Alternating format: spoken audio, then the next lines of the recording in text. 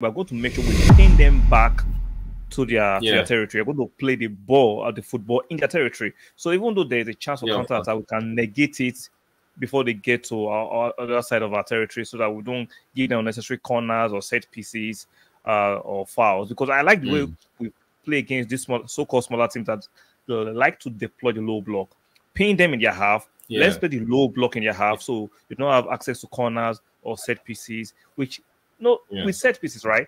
There is no definite way of defending set pieces. I don't care how many set piece coaches you have. There is no waterproof way of defending it. So to avoid, welcome back to the present. Yes, you're in the right place. You're just joining us for the first time. Do us a very kind favor by striking a like on the video. Very important.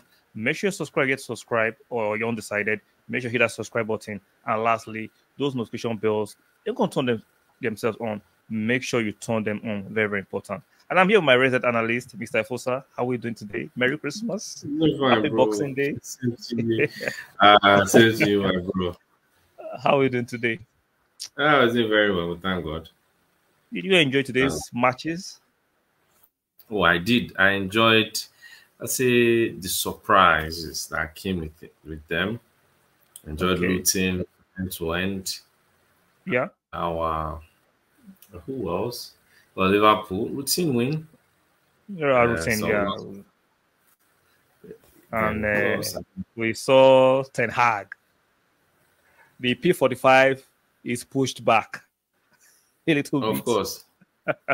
Of course. And Emery the fraud just got more. We are going to have a section to talk about Emery the fraud. So before we get to that, let's start with the main dish, which is Arsenal. We play Westham on Thursday. Yeah. We know how Westham play. Low block. We know David Moyes is not going to be very ambitious. He's trying to hit on the counter. They're going to use their I think you have 4 attacking players that I think that might be a trade. That is Piqueta, Bowen, Kudus, and James Ward-Prowse. Those are their 4 traits they're going to use. Play that low block, set traps for us, and see what they can get at the Emirates. So what do you think? How do you see the match going against West Ham? Well, yeah. Well, I think the game against West Ham will be a very, it's not one where I'm sure Arteta will be very wary of how, tricky the fixture will be. I do expect us to win, but I also expect that to be, some tricky moments in areas or aspects where you have Kudus. They would want to square Kudus up against Zinchenko. Yeah, but I think when we are defending based off of the fact we are playing at home, and they will be 10 men behind the ball. So if they are going to be 10 men behind the ball, then we all know when they are 10 men behind the ball, we all know how they play. Sure. That means Zinchenko will have to come into midfield. So I don't think he will have to do too much against Kudus every single time, but he's a very good outlet we cannot ignore. Bowen is tricky, he gets into the box and, can score, here and there, score some good amount of goals. Then, because Paqueta, we know how, silky, tricky Brazilian he is. But I think coming up against us, and the fact that we have some, vendetta against them after the Carling Cup or Carabao Cup. Exactly. Sure, because this one is we're not using a half big squad. This is a full squad. No, so definitely. These guys are coming to come and play, and that's what it is at the moment. So I look at the game like the way we've been playing this season, right? Even though they decide to play the low block and hit on the counter, most of the time we're going to make sure we pin them back to their territory. We're going to play the ball or the football in their territory. So even though there's a chance of counter attack, we can negate it before they get to our other side of our territory, so that we don't give them unnecessary corners or set pieces or fouls. Because I like the way we play against this so-called smaller teams that like to deploy the low block, pin them in their half. Let's play the low block in their half, so you don't have access to corners or set pieces. Which with set pieces, right? There is no definite way of defending set pieces. I don't care Of how course. many set piece coaches you have. There is no waterproof way of defending it. So to avoid stories for the gods, keep them in that side, press them there, and make sure Yeah, they don't have any outlets. of course. That's a very, very precise way to actually defend against them because that's what they live for. What Prowse, he has Yeah, gotten a couple of assists this season. And we keep yeah. hearing he's a quality player, but we all know most of them come from corners. Provided you're English, you're a quality player. If Of you're English, you're a course. quality player. That's by their rule. So if you look at the form table, right? Let's put it on the screen right now.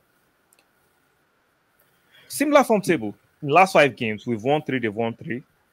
We've drawn 1, they've drawn 1. And we've both lost 1. Similar form, but if you watch the performance of both teams, you actually know that there is a stark difference in how we play football and how we approach the game. Apparently, we are second behind Liverpool, who has played 1 more game.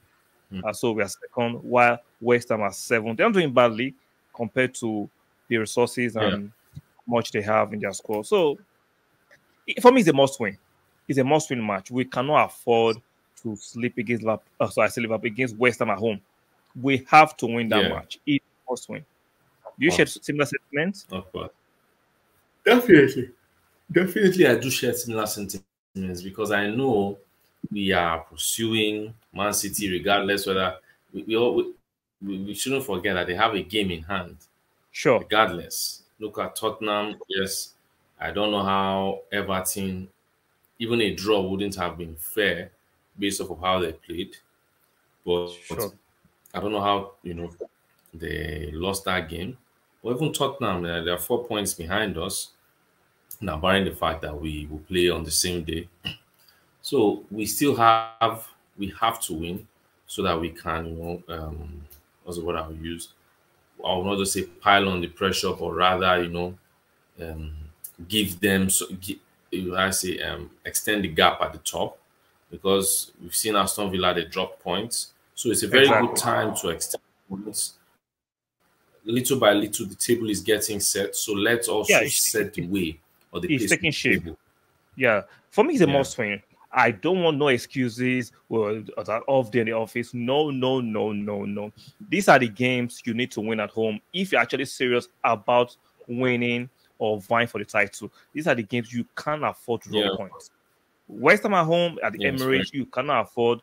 Score a few goals.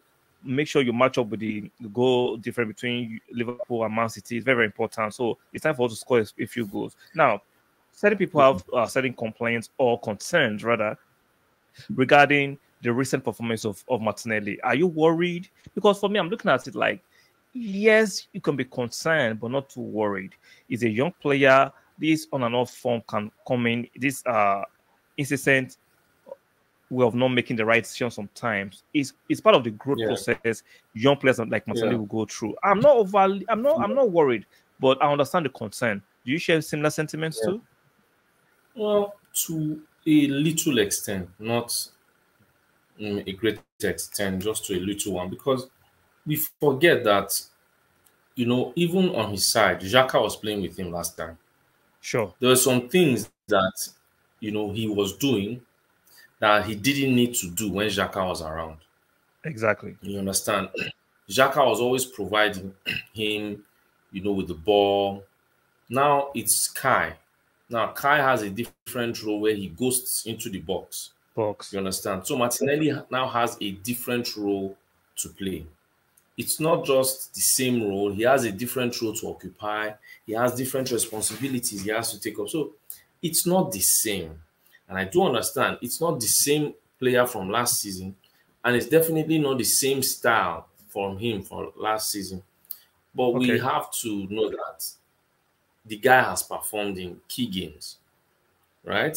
So people looked at that Liverpool game, and even us calling him in that Liverpool game, I think it's unfair because I was watching Manchester United today when there were moments when Rashford was running through, the ball was sticking to his foot, everything was going for him.